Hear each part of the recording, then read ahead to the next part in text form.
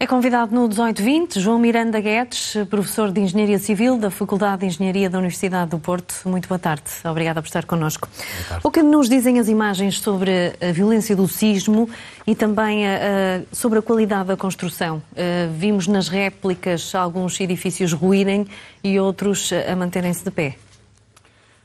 O que as imagens mostram é que, de facto, foi um sismo de grande magnitude, que dizem, digamos, a informação que vamos obtendo, de facto, não era um sismo que estava previsto em termos de magnitude para aquela zona e, por isso, é natural que, de facto, os danos que nós encontramos sejam danos desta natureza.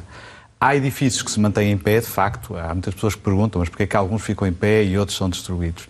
Tem a ver com a qualidade da construção, mas não só também. Tem a ver com características próprias de cada edifício, sendo que alguns, pelas suas características, são mais sensíveis àquele tipo de sismo do que outros edifícios. Ou seja, parecem aparentemente todos iguais, mas mesmo que construídos de forma idêntica, têm alturas diferentes, têm distribuições em planta diferentes, por isso vão ter sensibilidades diferentes, podem eventualmente ter sensibilidades diferentes a um mesmo tipo de sismo. E quais são as características mais sujeitas?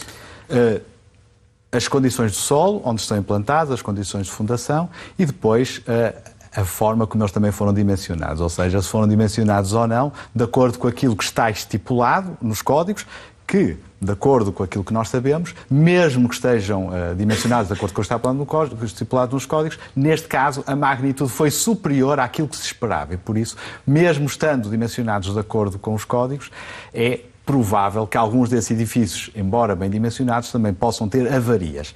Não, enfim, obrigatoriamente colapsar, mas possam ter avarias. Aliás, em alguns edifícios que nós vemos, eles estão em pé, mas não sabemos em que estado. E por isso é preciso também saber ou poder avaliar o estado desses edifícios para saber se as pessoas podem retornar ou não a esses edifícios ou se eventualmente eles terão que, alguns deles, ser mesmo demolidos ou não poderem sequer ser recuperados. Por isso, portanto, ainda há o risco de alguns edifícios colapsarem por as infraestruturas estarem demasiado atingidas?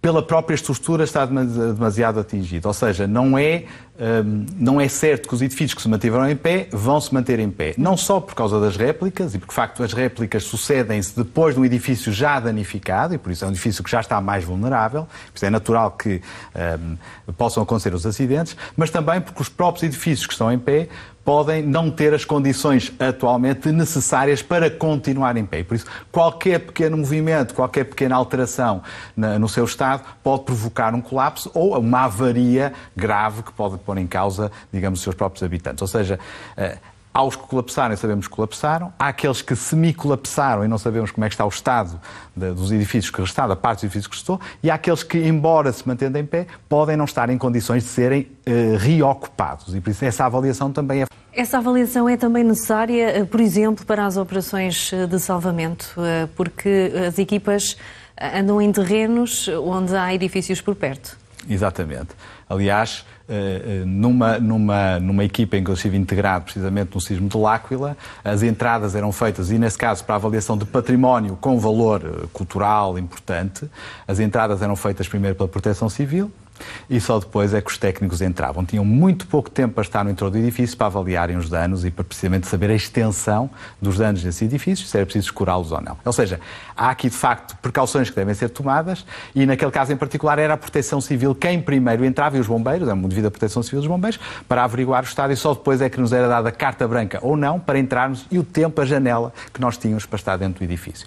Embora sabendo que há sempre um risco nessas situações. E por isso, nestas equipas de salvamento e de resgate, certeza que também há um risco inerente, mas há outros valores que têm que ser ponderados. Mesmo nos escombros, tem de haver cuidado, há regras para se salvar as pessoas que estão por baixo dos escombros?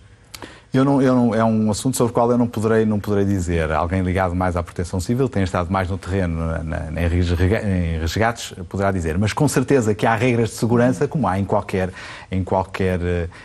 arte, em qualquer ofício. E por isso haverá regras para salvar, para resgatar, para encontrar essas pessoas e para conseguir desmontar as partes do edifício sem, enfim, pôr em causa a segurança das pessoas que eventualmente ainda estão vivas e que se encontram dentro do edifício. Por isso haverá com certeza regras e digamos, boas práticas para o fazer. Muito bem. Muito obrigada pelos seus esclarecimentos, por partilhar connosco o seu Nada. conhecimento. Obrigado, Uma boa tarde. Boa tarde.